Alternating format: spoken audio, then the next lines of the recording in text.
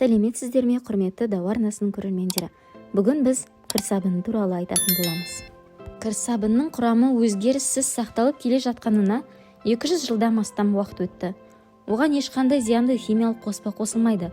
Сол себепті оны шаруашылықта ғана емес, косметикада да, профилактикада да, тіпті емдеу мақсатында да қолдануға болады. Оның құрамындағы май қышқылы пайыздық көрсеткішпен штамп болып сасылады. Бұл сан қаншалықты көп болса, тазарту қасиеті де басым деген сөз. Кір сабын микробиологиялық антисептикалық қасиетке ие. Сондықтан оны жарақат орнына дене күйіп қалғанда, жәндік шағып алған жағдайларда зарарсыздандыру мақсатында қолдануға болады. Кір сабынның зарарсыздандыру қасиеті мұрын бітуіне де қарсы тұрады. Тіпті оны бас жууда да пайдаланады. Бетке безеу шықса да кір сабынды қолдануға болады. Себебі кір сабын қапты кептірілген тұрмыста пайдалану үшін 70-72% майлы қышқылдардан қосылып дайындалады. Бұл сабын күнбағыс, мақта, соя, тағы да басқа өсімдік майларын өңдеуден алынған қатты май, соломас қоспасынан, синтетикалық майлы қышқылдардан, сұйық өсімдік майларынан, шайырдан жасалады. Сабын ерітіндісінде жүн, жібек, маталарды бүлдіретін күйдіргіш заттар болады. Сондықтан күн және жібек маталарды синтетикалық қоспалармен жуу керек. Ал енді кір сабынды қандай жағдайда пайдаланған дұрыс және пайдалы екені туралы айта өтейік. Қазіргі таңда біз кір сабынды киім жуғанда көмекші құрал ретінде ғана пайдаланатын болдық. Бірақ оның адам денсаулығына тигізер пайдасы мол. Мәселен, адамның қолына тікен немесе ағаштың жаңқасы кіріп кеткен жағдайда оны инемен тескілеп жанымызда ауыртамыз. Осындайда кір сабынды жылы суға сейізіп, дәкеге қалыңдау етіп жағып, тікен кірген жерге таңып қойсаңыз, 1 сағаттың ішінде тікен өзінен ақ сыртқа шығады. Егер шашыңыз қалың әрі ұзын болғанын қаласаңыз, онда мамандар шашыңызды кір сабымен жууға кеңес береді. Су сабынды пайдаланып болған соң, артынша басты кір сабынмен жуу керек. Сондан соң суға 1-2 тамшы сірке суын қосып, шашты қайта жусаңыз, шаштың түбін қайтайтуға көмектеседі. Оған қоса, таз ауруына шалдыққанда дәрігерлер кір сабынмен жуынуға кеңес береді. Бетті аптасына 2 рет кір сабынмен жуу керек. Ол беттің тері қабатында терең сынып, бетті майланудан сақтайды.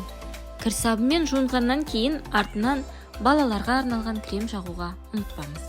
Моншаға түсудің ататындарға кеңес. Буға түсерде сыпырғыны кір сабын салынған суға батырып қолданса, теріңіз тазарып қана қоймай, денеңіз сергіп қалады. Сулы бет орамалды кір сабынға үйкеп, ащы иісін 5-10 минуттан күніне 3 рет иіскеп тұрған адам тұмаумен айығады. Іріңдеген жараларға сықпа майын жаға бергеннен кір сабынның көмегімен пайдаланғанда пайдалырақ. Ол үшін кір сабынды ірі үккіштен өткізіп, табаға ені 1 сантиметр етіп жаймалап салыңыз. Үстінен сабынның көлемінен 2 есе асатындай етіп сүт құйып, әбден қоюланғанша баяу отта 1,5 сағат бойы қайнатыңыз. Суыған осы қоспаны жұқалап қағаз бетіне жағып, жара үстінен дәкемен орап қойсаңыз жеңіп кетеді. 3 күн қайталасаңыз, жараның іріңдеуі қойып тез жазылып кетеді. Көгерген, жарақаттанған жеріңізді кір сабынмен жусаңыз, жараны асқынуынан және микроб түсуінен қорғайсыз. Жараның бетін күніне 2-3 рет жусаңыз жеткілікті. Күйіп қалған жараға суға немесе отқа күйгенде сабынды езіп жақсаңыз, ісікті қайтарып ауырғанын басады. Дәрі-дәрмектен улы заттардан абайсызда уланғанда немесе сәбилер металл заттарды жұтып қойғанда аздап сабын суын ішкізіп ауруханаға жеткізуден бұрын шұғыл алдын алу шарасын жүргізуге болады.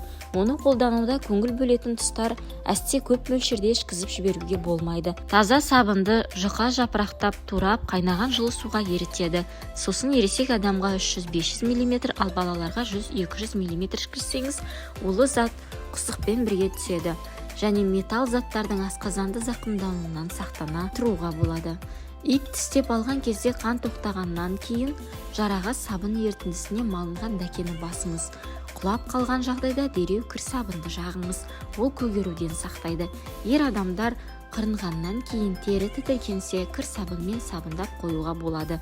Көпіршік кебуін күтіп, кепкеннен кейін сумен шайсаңыз болады. Осымен біздің видео соңына жетті. Соңына дейін көргеніңіз үшін алғыс білдіреміз. арнаға тіркеліп кетуді ұмытпаңыз.